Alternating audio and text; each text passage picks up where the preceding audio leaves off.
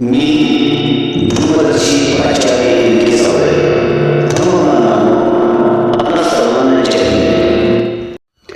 आज 23 फेब्रुवारी थोर समाज सुधारक संत गाडगे बाबा तीर्थी धोंडा पाणी देव रोकडा सज्जनी असे सांगत दीन दुबळे अनाथ अपंगाची सेवा करणारे थोर संत गाडगे बाबा यांच्या जयंतीनिमित्त आपणा सर्वांना हार्दिक शुभेच्छा.